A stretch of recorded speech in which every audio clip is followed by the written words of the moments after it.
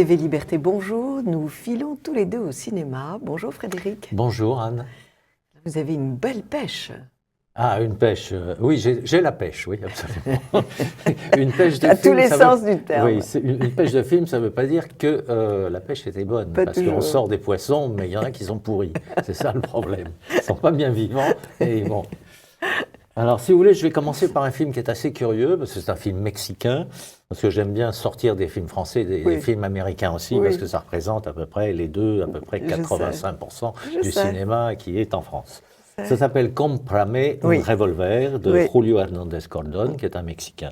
C'est assez curieux. C'est l'histoire de Huck, une fillette qui vit avec son père se drogue, il habite dans un camping-car et la fillette a un masque de Hulk et en même temps est enchaînée. Pourquoi ? Parce qu'il a peur qu'elle se fasse enlever. Donc en fait, parce que nous sommes au Mexique, on sait qu'il y a des tas d'endroits au Mexique où on enlève les fillettes, on enlève les femmes, on les tue, où elles servent d'esclaves, etc. Enfin bref, donc c'est une espèce d'allégorie pour dénoncer ça. Alors c'est assez curieux comme film, donc on la voit qui effectivement joue avec une bande de gamins. Un des gamins s'est fait couper le bras par le chef des narcotrafiquants. Enfin, il n'y a pas de choses horribles, hein, mais par le chef des narcotrafiquants. Il veut s'en venger, donc finalement il se venge et à la fin ils vont tuer le chef des narcotrafiquants. Donc c'est une espèce d'allégorie sur effectivement le problème de la violence et du trafic de drogue et plutôt de la violence faite, enfin surtout de la violence faite aux femmes et aux enfants, qui est réelle au Mexique. Donc c'est ça l'intérêt premier du film. Il y a en même temps des très belles images, il y a de la poésie. Par moments, comme ce sont des jeunes, la petite fille est absolument étonnante, elle est ravissante, bon, parce qu'elle n'est pas toujours avec son masque, elle est très, très actrice, si vous voulez. Moi, j'ai beaucoup aimé ce film. Bon. C'est une autre cinématographie, hein. Effectivement, si on est habitué aux films français, etc. On est dans un autre monde, oui. On est dans un autre monde, je vous dis, c'est allégorique, donc il faut se mettre, il faut rentrer dans le film, avec une grande fête, un moment à la mexicaine, organisée par les narcotrafiquants, qui se font attaquer, etc., etc. Ensuite, ils se retrouvent sur un radeau. C'est assez curieux comme film. Il faut rentrer dedans, mais moi je rentre assez facilement dans ce genre de film parce que j'aime les cinématographies, l'état d'esprit différent. Vous êtes un voyageur. Voyageur dans ma tête et aussi quelquefois, oui. Vous voyagez dans votre chambre, comme Graham Greene. Alors, Cómprame, bon, j'ai vu Le corps sauvage de notre amie Cheyenne Marie Caron. Alors, cinéma très beau, des images absolument magnifiques. Ce dilemme, cette vie de cette Diane chasseresse qui est venue vivre chez son grand-père et qui chasse à l'arc, qui est la plus noble des chasses, évidemment. Et le film commence par cette scène extraordinaire. Elle est en train de prier dans l'église. Et un cerf rentre dans une chapelle, d'ailleurs. Un cerf rentre dans la chapelle. Et là, on est dans le conte de Flaubert, sur Saint-Hubert, bien évidemment. Surtout qu'on a naturellement le ray de lumière magnifique dans la chapelle. Les rayons du soleil par le vitrail. Et puis, des allégories sans cesse sur la chasse, puisque... on assiste à beaucoup de scènes de chasse magiques. On s'aperçoit que dans la forêt, il y a des bruits tout le temps. Et c'est donc l'opposition entre les chasseurs. Il y a trois groupes, en fait. Il y a les vrais chasseurs à l'ancienne, qui sont respectueux de la nature, des animaux, des plans de chasse. Il y a les opposants hystériques à la chasse, qui ne mangent pas de viande, qui font des actions extrêmement violentes et de plus en plus violentes. Oui, et qui réussissent, puisqu'ils ont supprimé la chasse au renard en Angleterre. Qui sont odieux et assommants. Parce qu'il y a 10 renards qui vont mourir dans l'année. Oui, ils ont la fibre extrêmement sensible pour la vie du petit renard, hein, dont la vie est de toutes les façons assez brève. Et puis, ils sont aussi anti-fourrure, anti-viande, Bon, bref. Et puis, il y a le troisième groupe, les chasseurs tels que les inconnus les ont stigmatisés, les viandards qui ne sont pas rassurants non plus, qui ont le front un peu bas. Qui tire à tort et à travers. qui tirent à tort et à D'ailleurs, il y a travers. quelques morts chaque année. Voilà, et qui se tirent les uns les autres. Alors, cette bataille était, c'est vrai, très dure à représenter, puisque c'est une bataille, alors, dans la forêt, sous la ramure, et puis c'est un conflit dans la conversation, il y a beaucoup de scènes de conversation. Il y en a une qui est très bonne, à mon avis, celle où effectivement. Où ils sont tous autour de la table. Non, pas la grande scène où ils sont tous à table, Non. on n'entend rien, qui, à mon avis, est assez inutile. Oui. Non, celle où ils sont 3 ou 4, là, et vraiment, ils parlent de chasse. Et à mon avis, ça aurait dû être. Il aurait dû en avoir plus comme ça. Plus Parce que le reste, c'est complètement foutraque. Alors le reste, c'est très. Enfin, il faut être très en forme, il faut se laisser porter par l'image. Les images sont belles. Oui, mais il y a le des film est images ennuyeux. magnifiques. On est en Bretagne, c'est somptueux. Il y a des scènes précieuses. Quand on voit les deux cerfs, les deux mâles s'affronter, et l'image d'après, c'est deux hommes qui s'affrontent pour la même fille. Ça, c'est Non, mais elle a des idées fantastiques. Elle a des idées fantastiques, Mais le film est raté. c'est un peu long. Le film est raté. C'est un peu long. La bande-son est très bonne. Oui. La bande Dans son la est forêt, très bonne. ça j'ai remarqué, Oui, le oui. bruit des oiseaux, etc. C'est très très bien léché, mais Et puis le miserere d'Allegri à la fin. je ne reviens pas sur mon opinion de la semaine dernière. C'est un film qui est ennuyeux et qui est raté. Il faudrait déjà le remonter parce qu'il y a déjà un quart d'heure de trop. Il Oui, fait oui. 1h45. À Oui. 1h30, ce serait passé beaucoup mieux. Mais dans le texte, il y a des textes très amusants. Les antichasseurs, dit ce vrai chasseur, pratiquent la violence alors qu'ils la refusent. Ils n'ont aucune verticalité. Et c'est vrai que le film n'en manque pas. D'abord parce qu'on est dans des forêts et ces troncs d'arbres s'élèvent vers le ciel. Et alors, ce qui est étonnant, c'est que c'est comme tous ces films pagano-chrétiens, quand un être meurt ou quand un animal est chassé, elle va porter une feuille, une branche d'arbre trempée dans le sang de la victime en offrande. C'est très étonnant, cette bascule entre le paganisme et le christianisme, c'est très joli. Mais enfin bon, on est toujours... Alors, vous pouvez acquérir ce film sur Internet, sur le site de Cheyenne Marie Caron. Voilà. Un autre ? Oui, qui même me suivent, de José Alcala. Je ne sais pas ce qu'il a fait, mais à mon avis, il devrait s'abstenir. Bref, nous sommes en présence de quelqu'un qui est incarné par Daniel Auteuil, qui Oui. est un ancien garagiste, Oui. qui a fermé son garage, il a fait faillite, il sculpte, il est à la retraite, il est totalement aigri. Pour ça, c'est pas mal joué, parce que Daniel Auteuil, dans le genre aigri, il est capable de très bien le faire. Oui. Tout ça, ça se passe dans le Midi. Il est fauché, son épouse est Catherine Fro, une Oui. bonne actrice, il en est aussi, Oui. qui s'ennuie avec lui parce qu'elle en a marre de ce type aigri, etc. Et qui doit être aigri sur d'autres plans aussi, puisqu'elle couche avec leur meilleur ami à tous les deux, qui est Bernard Lecoq. Bernard Lecoq s'en va dans une autre région, il quitte, donc adieu, etc.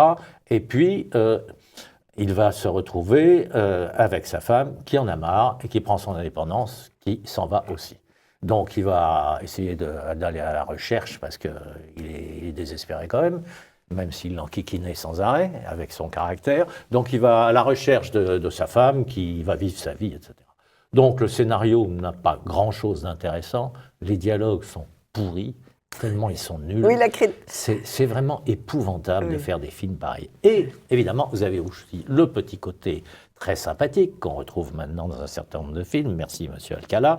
C'est que quand il est là, à un moment, on le voit qu'il fait la gueule, au moins il comprend un peu. Il voit qu'en face de chez lui va s'installer un noir, bien un beau noir.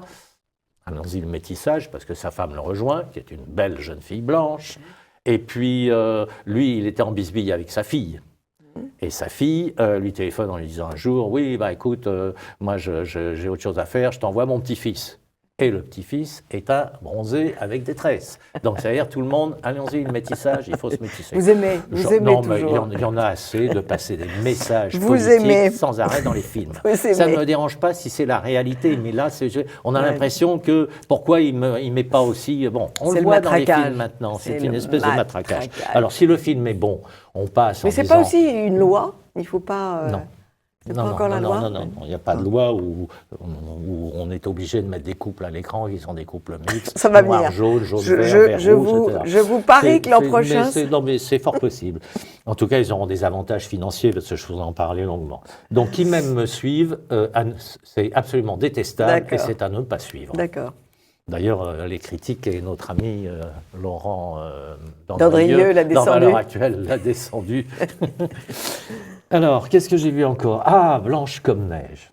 Oui. d'Anne Fontaine, qui Anne Fontaine a fait de la réalisation, Bien sûr. de la réalisation et de la production. Elle a fait de la production, je crois, aux États-Unis. Elle était pas mal comme productrice.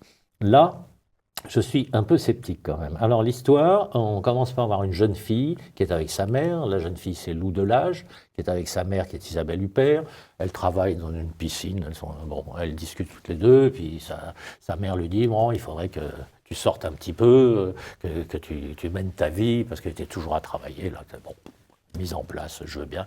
Et puis on la voit qui court. Alors elle court, elle s'entraîne, elle fait du jogging un peu. Alors le plan est terriblement lent. On se dit déjà, si c'est si long comme ça sent le remplissage pour réussir à faire 1h45. Donc elle court. Et puis elle revient, puis tout d'un coup, on ne sait pas pourquoi, hop, quelqu'un la prend dans ses bras, rapidement, la met dans le coffre et la kidnappe. On voit ça, je veux dire, comme si elle devait peser 3 kilos, c'était une enfant. Elle rentre facilement dans le coffre, etc. Et celle qui l'a kidnappée, c'est une femme. Première invraisemblance, je veux dire, de la façon de la mettre dans le coffre. Alors elle ne se débat pas, elle fait rien, c'est ridicule. Donc, et la femme, donc, ensuite, un accident de voiture dans les bois, elle tamponne un arbre. Donc, je suppose, quand on tamponne à l'avant, ça soulève le coffre à l'arrière, oui. Sûrement. Le coffre ne sautait pas, mais on entend de l'intérieur, elle ouvre le coffre, deuxième invraisemblance, elle sort, et elle court. Elle court un bon moment, jusqu'au moment où elle voit un sanglier. Alors elle s'arrête et elle se retourne.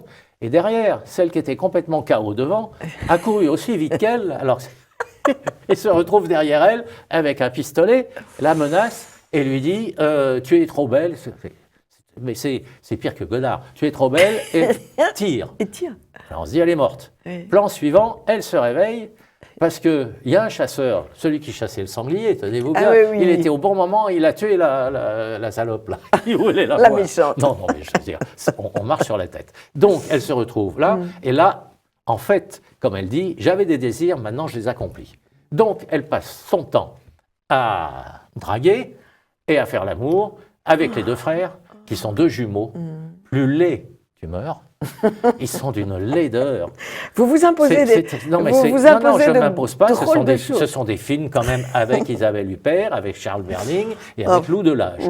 Donc, tout le film. Attendez, c'est pas terminé. Donc, le film, c'est là-dessus. Non, mais parce que c'est drôle, si vous voulez. Pour moi, c'est un film un peu comique, même si je me suis ennuyé à mort. Donc, donc elle passe son temps à faire ça. Donc, un coup, elle est en soutien-gorge, un coup, seins nus, là, etc., sans arrêt. Assez curieux. Bon, on va pas au cinéma pour voir ses seins sans arrêt. Toutes les 10 minutes, on les a. Alors, un coup avec soutien-gorge, un coup sans soutien-gorge. Donc, elle est dans la cabane avec les deux frères. Alors, ensuite, ça, c'est une première partie. Ensuite, une deuxième partie, c'est Isabelle Huppert, qui est là, sa mère.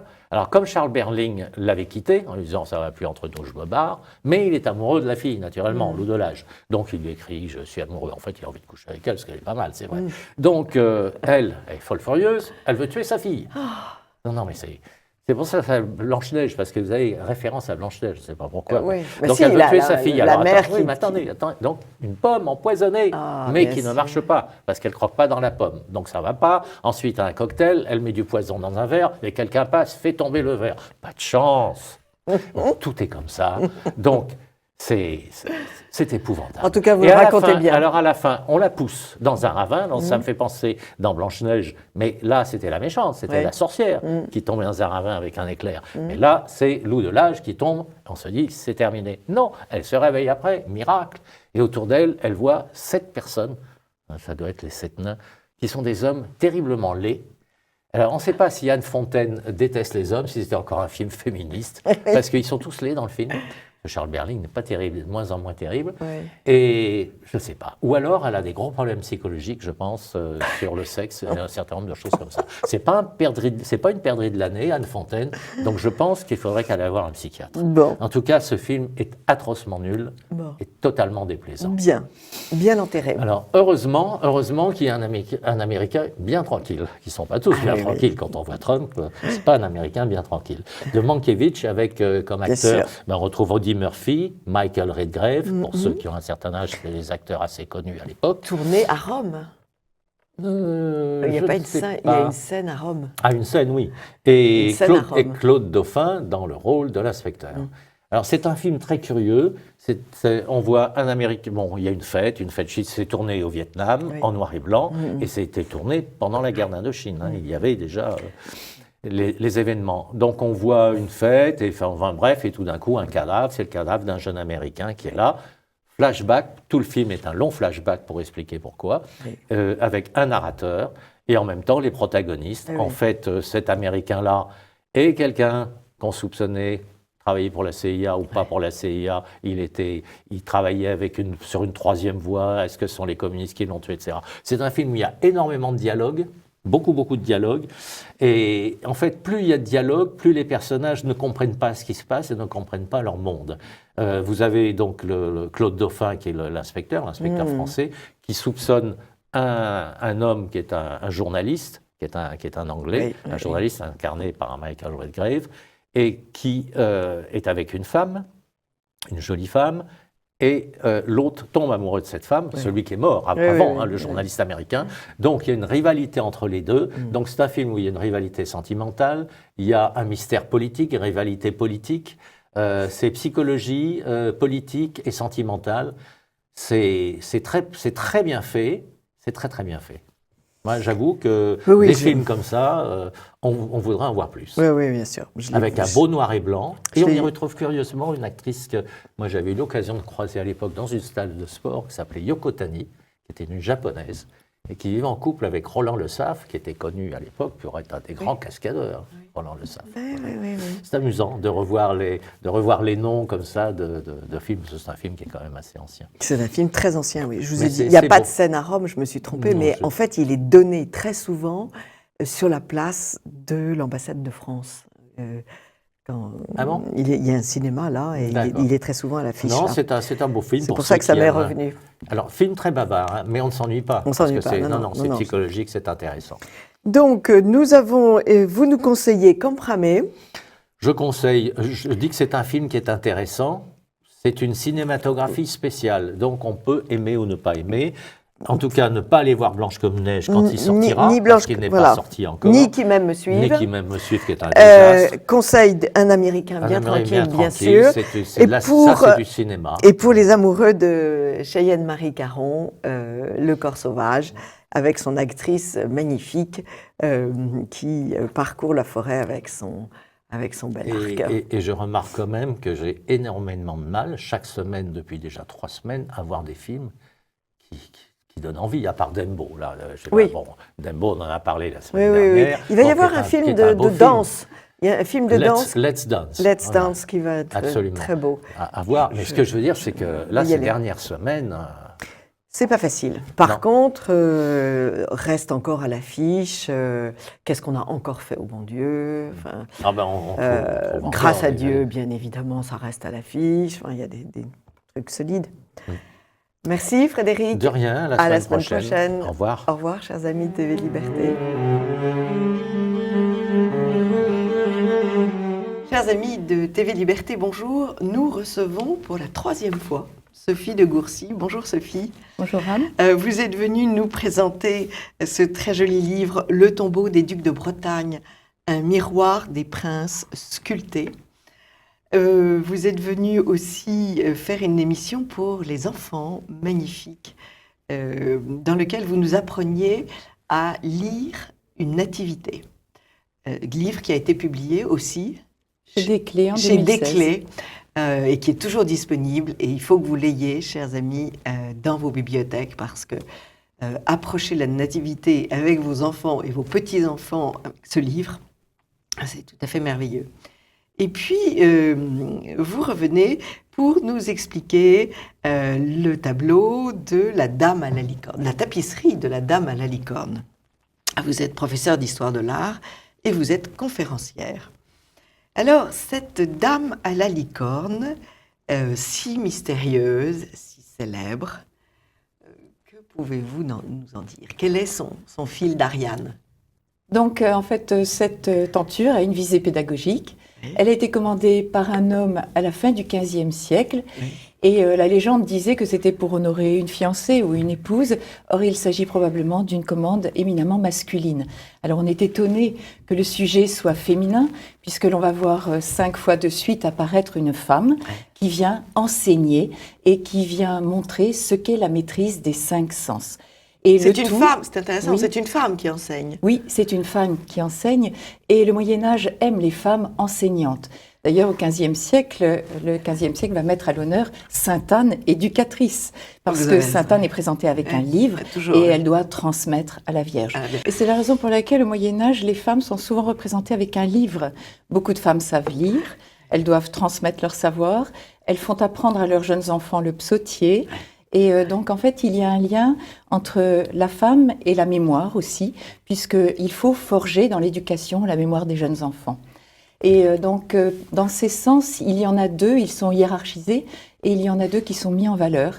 Le sens de la vue et le sens de l'ouïe, ce que la Dame à la licorne nous montre. Et cette tenture, en fait, pourrait même s'appeler la Dame à la licorne et au lion, puisqu'ils apparaissent aussi souvent l'un que l'autre. Donc, la Dame est au centre d'un tertre fleuri, et elle va user de certains symboles pour montrer qu'elle maîtrise chacun de ses sens. Donc, par exemple, dans le sens de la vue, elle tient un miroir, mais ce n'est pas un objet de coquetterie, puisque en fait, elle se détache de ce miroir et seule la licorne se regarde. Et la licorne semble assez ravie finalement. Très souvent, dans cette tenture, on va voir les animaux souriants et participant à l'explication, en fait, à la leçon que veulent donner ces femmes. Donc, l'ouïe, la vue sont des sens essentiels parce que c'est par eux que vont rentrer la mémoire. Et puis, il y a les sens qui sont un peu moins importants, donc un peu moins mis en valeur, que sont l'odorat, le goût et le toucher. Alors, c'est étonnant parce qu'on remarque que dans le fond de ces 1000 fleurs, qui ont été commandées entre 1484 et 1500 par Jean IV le Viste, une famille de parlementaires qui était une famille lyonnaise à l'origine des drapiers. Et ils ont pu monter dans la hiérarchie sociale et ils vont commander des tentures qui doivent être pleines de leçons, d'enseignements. Parce que le but, c'est qu'en les regardant, on s'inspire de ces modèles et que l'on ait envie aussi de maîtriser son âme comme ces femmes le font. Donc ici, il s'agit d'un sujet qui est en relation avec le gouvernement de son âme. Oui, on est quand même très très impressionnés. On est en fait en plein Moyen-Âge.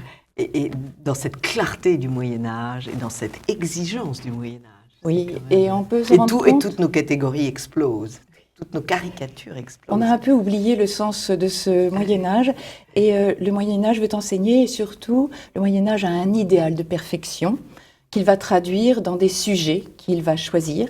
Et par exemple, vont apparaître les 9 preux, qui sont un idéal de chevalerie pour les hommes. Et puis va venir le sujet suivant qui sera les 9 preuses, c'est-à-dire des femmes valeureuses qui sont proposées à l'exemple de ces femmes, afin qu'elles puissent donc progresser dans le monde de la vertu.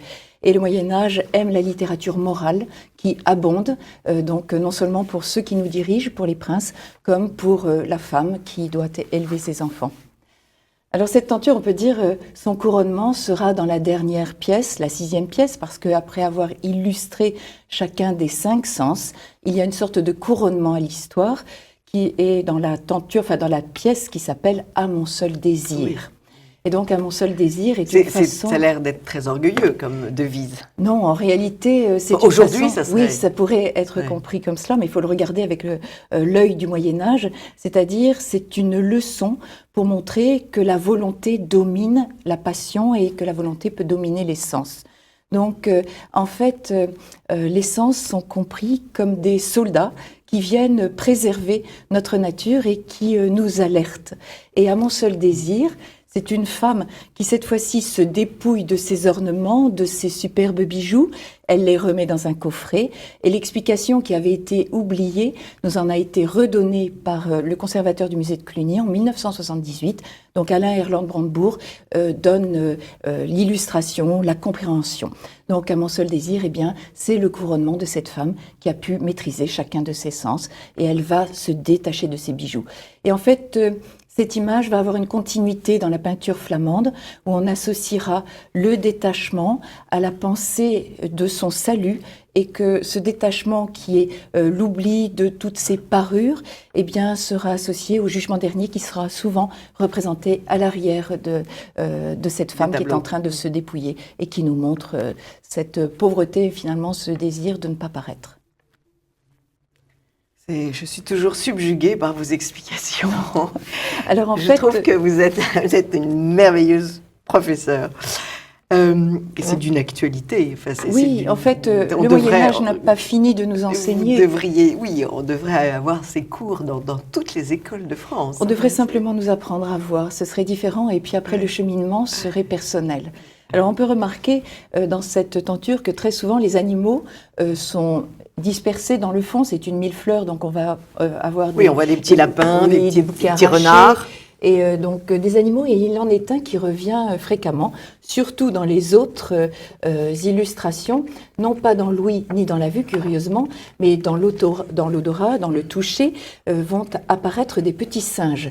Et le singe est même enchaîné. On voit qu'un singe est enchaîné à une meule, ou bien qu'il a un collier nous montrant que la chaîne n'est pas loin. Alors pourquoi avoir mis ces petits singes ? Eh bien, dans l'iconographie du Moyen-Âge, dans cette lecture symbolique, le singe est l'image des sens qui sont débridés.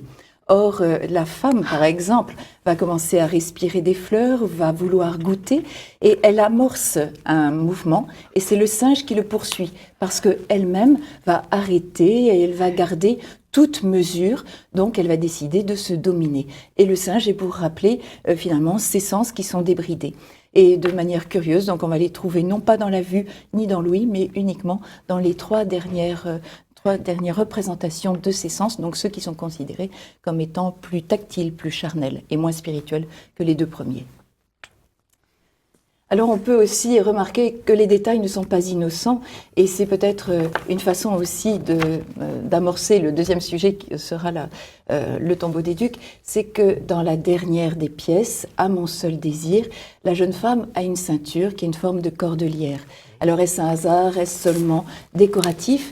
Mais quand on pense à la signification de la cordelière, on sait que c'est l'image de la femme qui s'identifie au saint, notamment à saint François d'Assise. Oui, à la vie monastique. Oui, voilà, la vie monastique.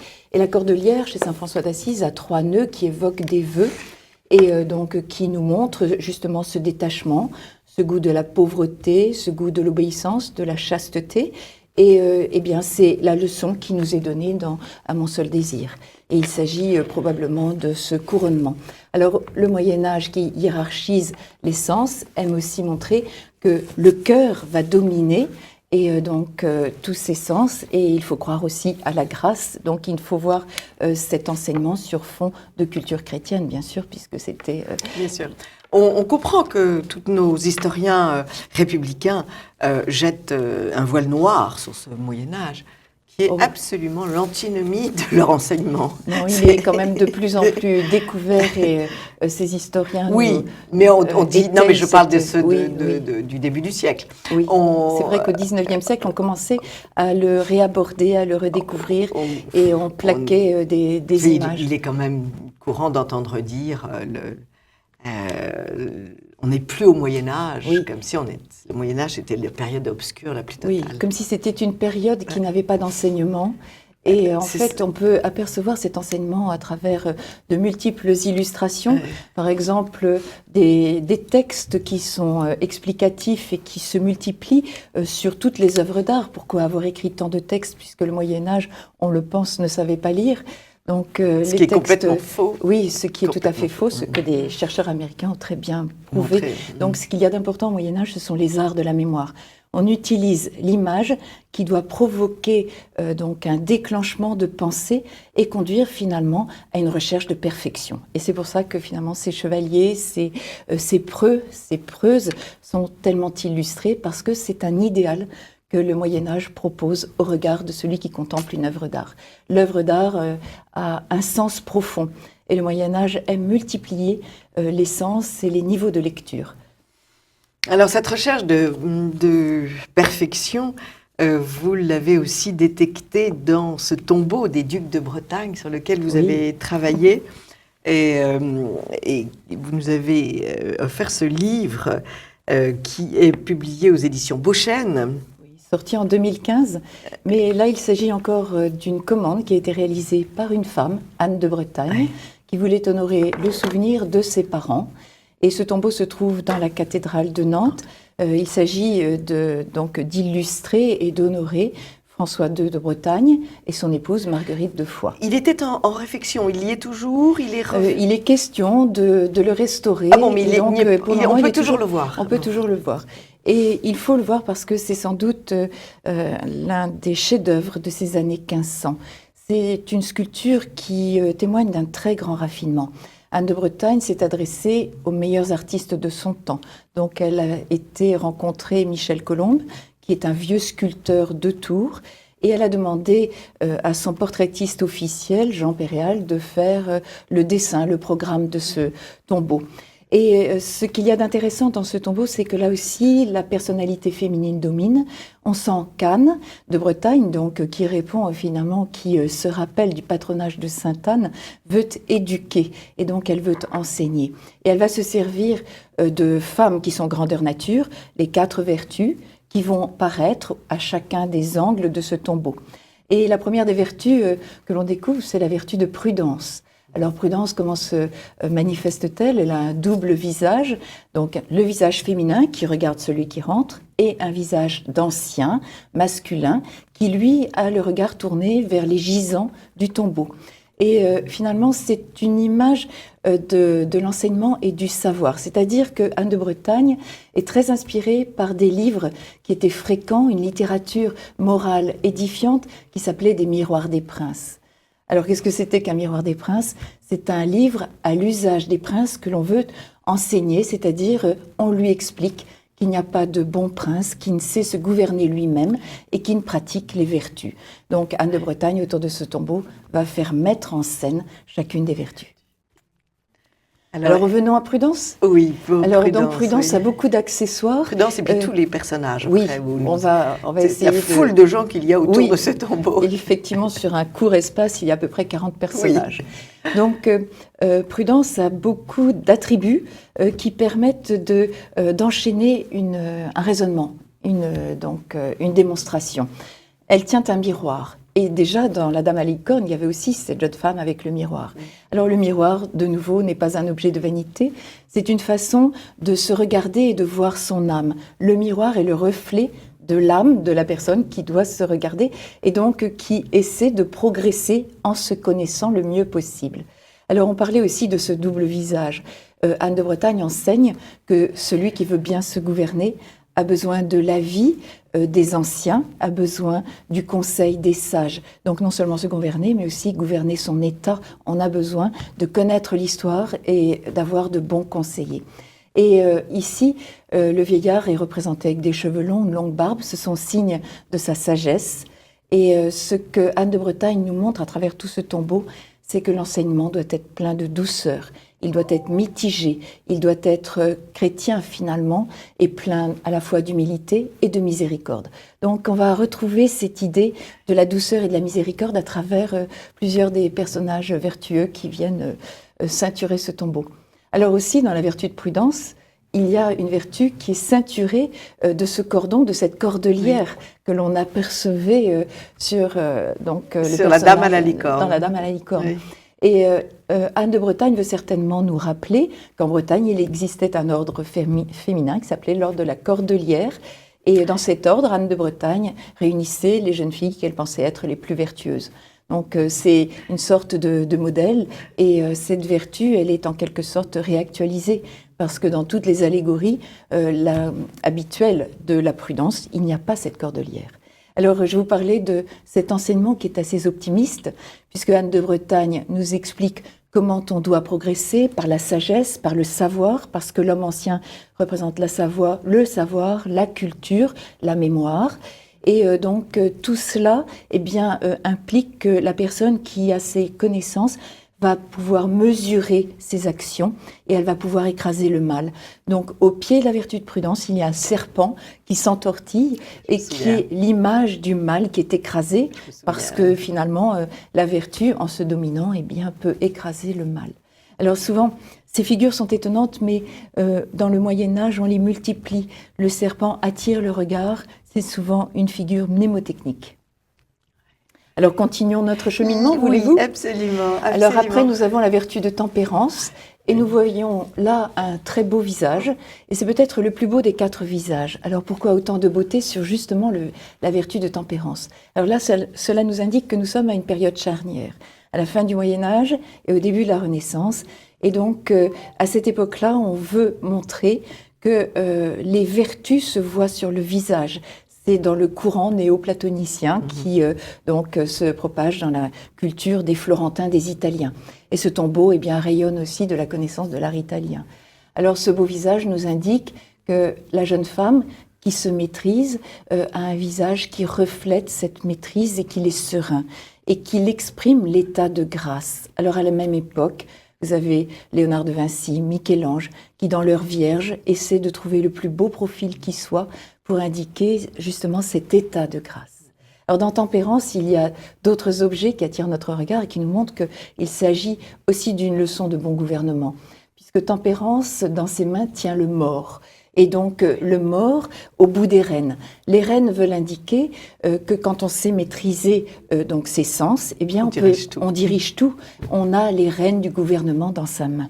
C'est très intéressant que vous nous ayez fait ces 2 descriptions en parallèle, puisque l'une répond à l'autre. Exactement. Et l'un ne vous va l'avez pas fait sans exprès. l'autre. Non, c'est une lecture médiévale. Et donc, ce que l'on peut voir aussi, le mort, ça nous rappelle cette idée de miséricorde. Le mort est un instrument que l'on met dans la bouche du cheval et qui indique que l'on doit maîtriser peut-être ses sens, mais aussi sa langue, parce que la langue peut être cruelle, et donc les propos peuvent être mordants. On met le mort dans les dents. Et donc ici, il faut maîtriser et la langue et ses actions. Alors, en fait, tout ça, c'est une référence au cheval. Et tout à l'heure, on voyait que dans la Dame à la licorne, il y avait des singes qui étaient l'évocation du désordre des sens. Eh bien, le cheval est aussi l'image de la luxure. Donc, en fait, il est bien question de la maîtrise de son corps. Alors, autre allusion au corps, c'est que la vertu de tempérance tient dans sa main une horloge. Et l'horloge était l'image du sage qui sait imprimer à sa vie un rythme, donc une régularité. Se lever tôt le matin, organiser sa journée autour du travail, c'était la leçon que l'on donnait au jeune prince dans ces miroirs du prince. Et donc, on lui demandait aussi de s'exercer à la vertu. Et sur cette pendule, d'une façon curieuse, mais c'est peut-être un indice aussi, une sorte de clin d'œil de l'artiste, il n'y a qu'une seule aiguille, comme dans les pendules de l'époque, mais elle pointe vers le haut. Donc en fait, toute cette organisation du corps et de la journée tend à une seule chose, penser aux idées de son salut et à être un jour conduit à regarder le ciel. Donc voilà. Alors évoquez maintenant la foule qui se presse autour de ce tombeau. Oui, alors parmi cette foule, il y a ce dont le prince a besoin d'exemples. Donc au pied et à la tête du duc, il va y avoir des images qui sont d'abord celles des saints patrons. Donc au pied de François de Bretagne, il y a Saint François d'Assise. Au pied de Marguerite de Foix, il y a Sainte Marguerite. Et ici, c'est pour montrer l'impact qu'avaient les franciscains dans leur prédication et qu'ils pouvaient influencer le bon gouvernement des princes. Et à la tête des ducs, ce sont les héros de la royauté en quelque sorte. On va leur demander d'être justes comme Saint-Louis. Donc à la tête du duc, il y a une représentation de Saint-Louis, roi de France. Et on va leur demander à ces princes, à ces ducs, d'être de vaillants guerriers, comme Charlemagne l'avait été. Et Saint-Louis et Charlemagne, ce sont les deux figures que l'on retrouve dans les miroirs des princes comme modèles idéaux pour ces princes afin qu'ils dirigent bien le royaume. Alors, et tout a un sens, c'est ça qui est extraordinaire dans ce tombeau, c'est que les images ne sont pas mises là au hasard, c'est-à-dire que Saint-Louis se trouve exactement dans les plis de la vertu de justice, et on sait que Saint-Louis aimait exercer cette justice, à Vincennes, sous un chêne, et qu'il est resté des heures. Alors, le Moyen-Âge aime aussi ces princes qui pratiquent la justice eux-mêmes et qui écoutent le simple sujet. Et donc, dans les Miroirs des princes, celui de Philippe de Mézières au XIVe siècle, Philippe de Mézières explique au prince « Mais sois proche de ton sujet, ainsi tu seras aimé et ainsi tu seras bien gouverné. » Et donc, justement... Autre leçon pour notre époque contemporaine. Oui, mais ce sont des leçons intemporelles. Et donc, ce que l'on peut voir, c'est que la vertu de justice tient une épée verticale. Donc, la justice ne doit pas avoir peur d'utiliser quelquefois la force. Mais c'est un tombeau qui a été commandé par Anne de Bretagne. Et donc là, il va y avoir la pensée d'une reine qui exprime que cette justice doit être réalisée avec douceur et qu'elle doit être mitigée selon les cas. Et donc, en haut de cette pointe qui pourrait être dangereuse, il y a un drapé qui la recouvre et qui la cache. Donc, c'est une façon de rappeler au prince qu'il doit être modéré quelquefois dans sa justice. Et ici, eh bien, les attributs, les attitudes sont tout à fait parlantes. L'art est parlant. Alors, dans la main de justice, il y a un objet qui est très intéressant, il faut le regarder avec l'œil médiéval. C'est que toute justice du prince évoque et a pour exemple la justice de Dieu. Donc, en fait, il y a le jugement dernier. Pourquoi bien juger aussi ? C'est parce que le prince doit conduire les hommes vers leur salut, et puis le prince doit rendre compte aussi à Dieu un jour. Donc, il y a cette allusion au jugement dernier. Alors, comment le voit-on ? Eh bien, sur le livre, il y a les plateaux de la balance. Et cette balance évoque la justice qui doit être égale pour tous. Et le jugement mais dernier. Le jugement dernier. Alors, ce qu'il y a d'extraordinaire, ça, c'est la finesse aussi de cet esprit médiéval, c'est quand vous regardez de près, eh bien, vous voyez que le livre n'est pas entièrement plat, mais qu'il est légèrement plié. Ce qui fait que, logiquement, on va voir dans la rainure du livre une ombre.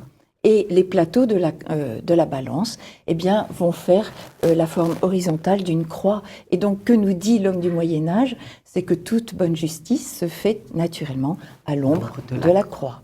Voilà. Et alors ça, c'est l'esprit que l'on retrouve. Michel Pastoureau aimait parler de ces va-et-vient entre l'image et le son. Et il y a des jeux de mots qui sont employés, enfin qui sont sculptés dans la pierre de ce tombeau. Et ce qui lui donne beaucoup de charme. Ce qui fait que ce tombeau est peut-être très restreint d'un point de vue de l'espace et de sa taille, mais que logiquement, on va partir de prudence, on va avancer vers tempérance, on regarde force et justice. Et force et justice, eh bien, sont d'un seul coup des vertus qui sont armées et qui montrent que ce sont les vertus essentielles de l'homme d'État. Alors que prudence et tempérance sont habillés avec beaucoup de douceur, de raffinement, ont des fleurs dans les mains, sont environnés aussi de hampes florales, alors que du côté du prince, dans les niches, nous allons retrouver plutôt des monnaies. Et là, eh bien, c'est encore une idée qui est tirée de ces fameux miroirs des princes, c'est qu'avec une bonne justice, avec la force au sujet, qui vient aider cette justice, eh bien, la prospérité du royaume est garantie et la monnaie peut donc bien circuler. C'est fantastique. Mais ne dites pas tout. Il faut que les téléspectateurs de TV Liberté acquièrent ce très très joli livre, Le tombeau des ducs de Bretagne, un miroir des princes sculptés, une préface de Martin Aurel, et c'est chez Beauchesne. Vous êtes en train de rédiger un autre livre ? Oui, qui n'a rien à voir. Qui n'a rien à voir ? J'écris des histoires d'animaux et qui me rappelleront très agréablement le bonheur de mon enfance. Bon. Mais avec un rapport avec le Moyen-Âge ou non ? Toute une création d'imagination Oui, pure ? l'esprit est peut-être un peu médiéval quelquefois. L'esprit, ça ne m'étonnerait pas que le Moyen-Âge ne soit pas loin. Merci beaucoup, Sophie de Gourcy. On vous écouterait pendant des heures et considérez-vous comme chez vous dans cette émission.